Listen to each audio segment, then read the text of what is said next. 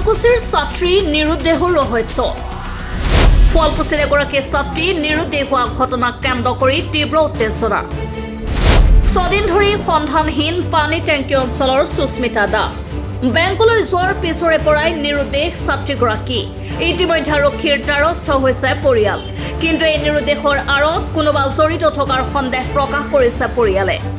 যোৱা 6 দিন ধৰি নিৰুদ্দেহ হৈ আছে শুৱালকুছি পানী টেংকিৰ ওচৰৰ সুস্মিতা দাস নামৰ ছাত্ৰীগৰাকী।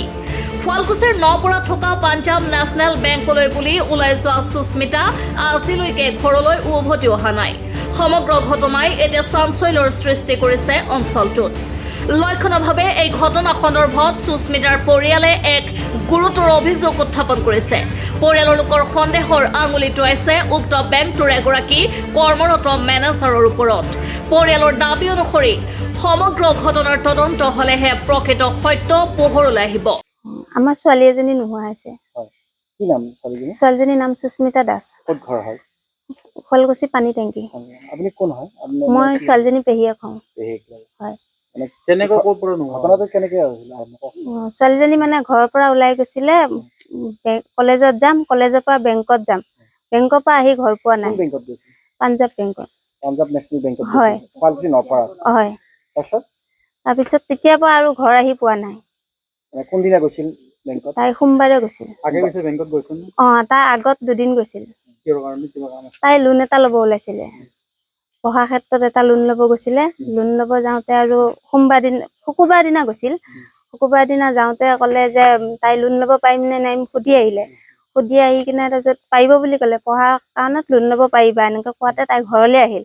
ঘৰলৈ আহি মাক আৰু মোৰ আগত ক'লে যে লোনটোত মই পাম, মানে ক'লে ল'ম নে কি সুধিলে। আমি ক'লো লগৈ নহ'লে। তাই ক'লে যদি ল'ব লাগে মই ডকুমেণ্টছখিনি লৈ যাওঁ। তাই ডকুমেণ্টছখিনি লৈ ঘৰৰ পৰা ওলাই গ'ল। ওলাই যাই তাতে বেংকত গ'ল, দি কৰি থৈ আহিল। তাৰপিছত তাই মানে এই হাই ছেকেণ্ডেৰী, এইটো শুকুৰবাৰ দিনা কথা। সেইদিনা আহিল। তাই ক'লে মাই মই এটা বস্তু এৰি থৈ গ'লো। কি এৰি থৈ গ'লি? বোলে মই এই হাই ছেকেণ্ডেৰী এডমিটখন নিব দিছিল, মই সেইখন নিনিলো, কালি সেইখন দি থৈ আহিব লাগিব। আমি তেতিয়া শনিবাৰে দিব। আমি ক'লো শনিবাৰে দেচোন বন্ধ থাকে, হাফে থাকে। কৈছে মেনেজাৰ আহিব, আহে যদি যাবি নহ'লে এনে ক'লো। তেতিয়া কৈছে মেনেজাৰ, তাই যেতিয়া ঘৰৰ পৰা এডমিটখন লৈ গৈছে, লৈ যাওঁতে বোলে মেনেজাৰ গাড়ীত বহি আছে, মানে বেংকত নহয় আৰু বাহিৰত গাড়ীত বহি আছে। বহি থাকোতে ক'লে তাই সোমাই গৈছে, তেতিয়া বোলে কৈছে মই ইয়াতে আছো। তাৰপিছত তাই আৰু ফ্ৰী আহিল, বেংকত সোমাই নগ'ল। ফ্ৰী আহি বেংকৰ মুখতে তাই কাগজখন দিলে, দি কৰি লৈ তেতিয়া বোলে তাইক মেনেজাৰে কৈছে ব'লা এটা ঠাণ্ডা খাওঁগৈ, ঘামি জামি আহিছা। তাই ক'লে নাই নাখাওঁ দিয়ক, মোৰ দেৰি হৈছে। গুচি আহিল। তোমাকে যি দেখা পালো ঠাণ্ডা নোখোৱা ছোৱালী। তাই আৰু গুচি আহিলে ঘৰলৈ। ঘৰলৈ আহি কিনে আমাক আহি সেইখিনি কথাও কৈছে। কওঁতে আৰু আমি সুধিছো লোনটো কি হ'ল? তাই কৈছে যে কালিলৈ বন্ধই আছে, পৰহি মই সোমবাৰে ফৰ্ম চম জমা দি কিনে শুকুৰবাৰে আমাৰ লোনটো হ'ব দে। সেনেকে কৈ সোমবাৰে আৰু ঘৰৰ পৰা গৈছে। প্ৰায় দিনৰ 10:30, 11মান বজাত ঘৰৰ পৰা গৈছে। ঘৰৰ পৰা যাওঁতে তাই মোক কৈ গৈছে যে হেৰি পেপি মই যাওঁ, এয়া বেংকত কলেজত মই ফৰ্মখন জমা দি বেংকত সোমাই মেনেজাৰক যদি লগ পাওঁ মই লোনৰ কামখিনি কৰি থৈ আহিম, এনেকে ক'লে। কৈ যাই কিনে তাই আৰু মোক আৰু এটা কথা কৈছে জানে, আজি যদি মোক মেনেজাৰে কিবা খুৱাই মই খাম, তহঁতলৈ লৈ আহিম। মই কৈছো আমালৈ আনিব নালাগে, লোনৰ কামখিনি কৰি আহগৈ। এনেকে পঠাই দিলো। যি গ'ল এতিয়া আজিলৈকে আহি ঘৰ পোৱাহি নাই। তাই আৰু খবৰ দিছিলো। বেংকত আমি আৰক্ষীক মানে আধাৰ এখন দি ঘূৰি আহিছো। ঘূৰি আহোতে বেংকত সোমালো, বোলো ইয়াত CC কেমেৰা থাকে, তাই আহিছিলে নাই চাব আহো। চাব আহোতে আমি বেংকত সোমালো। এই বেংকত সোমাওতে তাৰপিছত আৰু সোমাই সুধিছো যে সুস্মিতা নামৰ ছোৱালী এজনী বেংকত আহিছিল নেকি? সিহঁতে সুধিছে কোনদিনা? আমি কৈছো সোমবাৰ দিনা আহিছিল নেকি? কৈছে ছোৱালীজনী ফটো আনিছে নেকি? আমি কৈছো আনিছো। তাৰপিছত কৈছে এই কাষত এটা মানে এটা ল'ৰা এজনী ছোৱালী থাকে, ছোৱালীজনীয়ে মানে সুধিছে এই লগৰটোক, সেইজনী ছোৱালী নেকি?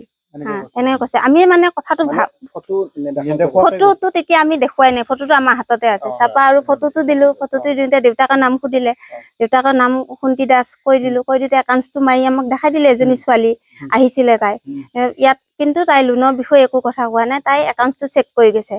এনেকে ক'লে আমি সুধিলো পইচা কিমান আছে তাই বেলেঞ্চটো ক'লে ক'লে যে ইয়াৰ পৰা ওলাই কিনে 210 টকা ফোন পে কৰিছে মেনেজাৰজনক লগ পাইছিল মেনেজাৰজনক লগ পোৱা নাই তেতিয়া আমি মেনেজাৰজন বোলে ছুটিত আছে ভোটৰ ইলেকশ্যনৰ কাৰণে ছুটিত যোৱা বুলি কৈছে নেক্সট সোমবাৰে আহি জইন কৰিব এনেকে ক'লে আপোনালোকে যদি চিচি কেমেৰা চাব বিচাৰে সোমবাৰে আহিব লাগিব এনেকে ক'লে আজি গৈছিল নে আপোনাৰ কথা বলিব আজি আমি যোৱা নাই আজি থানাৰ পৰা বোলে গৈছিলে যাওঁতে থানা কৈছে আৰু আমাক ফোন কৰি যে আমি গৈছিলো মেনেজাৰটো নাই ছুটিত আছে এনেকে ক'লে অহা নাই মানে ছুটিত অহা নাই কালি আকৌ যাম বুলি কৈছে নহয় নাই আজি সোমবাৰে আহিম বুলি কৈছে আৰু মেনেজাৰ সোমবাৰে জইন কৰিব তেতিয়া আকৌ কালি মাতিছে আমাক মেনেজাৰৰ নাম্বাৰ চাম্বাৰ লৈছে নাই নম্বৰ আমি বিচাৰিছিলো কাৰো তাত নম্বৰ পোৱা নাই কৰ্মচাৰীবিলাক নাই বুলি কৈছে আৰু মানে বেংকৰ মেনেজাৰৰ কৰ্মচাৰীয়ে কৈছে যে বেংকৰ নাম্বাৰ নাই মানে বেংকৰ মেনেজাৰ নম্বৰ আমাৰ তাত নাই কিবা কি সন্দেহ কৰে সন্দেহ কি কৈছে এতিয়া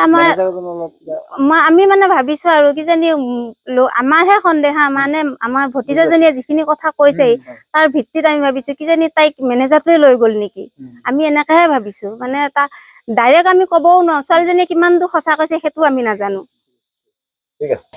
ইতিমধ্যে শুৱালকুছি আৰক্ষী থানাত পৰিয়ালে এখন এজাহাৰ দাখিল কৰিছে আৰক্ষীৰ নিৰপেক্ষ তদন্ততহে স্পষ্ট কৰিব যে সুস্মিতাৰ নিৰুদেশৰ সৈতে কাৰোবাৰ সংশ্লিষ্টতা আছে নেকি উল্লেখ্য যে পৰিয়ালৰ অভিযোগৰ ওপৰত ভিত্তি কৰি আৰক্ষীয়ে তদন্ত আৰম্ভ কৰিছে যদিও এতিয়ালৈকে কোনো লোক দোষী সাব্যস্ত হোৱা নাই আমাৰ ছোৱালীজনী বেংকলৈ গৈছিল তাৰ পিছৰে পৰা তাই নিখোজ আমি বিচাৰো আৰক্ষীয়ে বেংকৰ বিষয়া কৰ্মচাৰীৰ সৈতে কথা পাতক আৰু আমাক সত্যটো জানিবলৈ দিয়ক এতিয়া এনেদৰে সংবাদ মাধ্যমৰ আগত ক্ষোভ উচ্চাৰিছে পৰিয়ালৰ লোকে ক'ত আছে সুস্মিতা দাস পৰিয়ালে কৰা অভিযোগৰ সত্যতা কিমান নে ইয়াৰ আঁৰত আছে অন্য কিবা ৰহস্য শুৱালকুছি আৰক্ষীৰ তদন্তৰ পিছতহে ওলাই পৰিব উৰহি গছৰ উৰ